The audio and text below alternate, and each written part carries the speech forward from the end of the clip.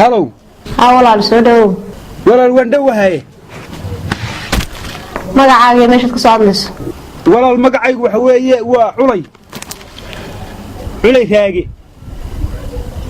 ها واحد شوقا برعاني مكا شوقا لكن وان كتغيا دورka maasleed gaariga raaci doorka hore iga tagayo barnaamijka waa barnaamijka salaamaha iyo muusiga iyo taasha waxaan ka salaanto الله والله بهيريو دو سلاميا خير علي وسلاميا النبي محمد وسلاميا خير فارح سوال وسلاميا وعول بابا كدب جري ولا لهاي adigana walaal waa ku salaamaya barnaamijka salaamaha iyo muusiga culay raago marka waxaan naga codsanaysaa walaal barnaamijka waxaan kaga qayb qaadanayaa dee waaniga adeeg sooba garaacayo aagada subaga mid aragtaa walaal adoo horta ma aragtaa anagu waa ku arnaa niba ka gacmaha taagtaagayo nahay warka wadin kuma aragtaa telefoonka ka hadal ina ma aragtaa telefoonka kala hadal sunna inagu waa arkaynay afcastayka allah walaal ma codsiga walaal waxaan doonayaa ma taqaanaa gabadh ama afardal ama shandalaho waxa weeye carruurtana aan la koriyo weeysadana aan isku dhowrano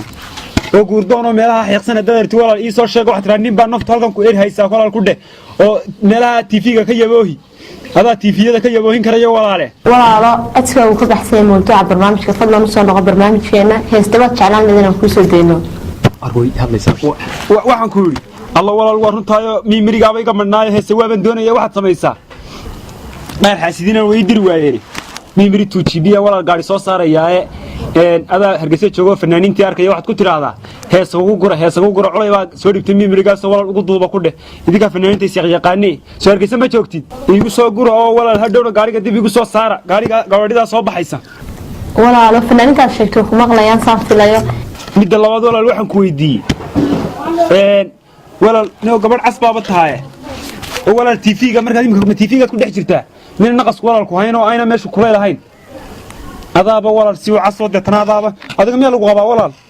barnaamij leefad ku jirta dadka dhan oo ku daawanayaan ka mawduuca barnaamijka ka bixin dadka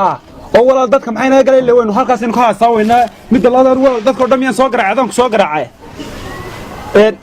mid labaad walaal Xuseen ma ila fadhiyo Xuseen waxa ma kala qarsanayno wad caadiye mise samicada dalacda adigu samicada inagu dalic walaal oo walaal waxa weeye waan ka xumahay daawadaas wuxuu ka baxay mawduuci barnaamijka daawadaasha waxaan ka codsanayaa inay ka bixin mawduuca barnaamijka ana ba soo galiyay inaan soo galaan doonaya way jirtay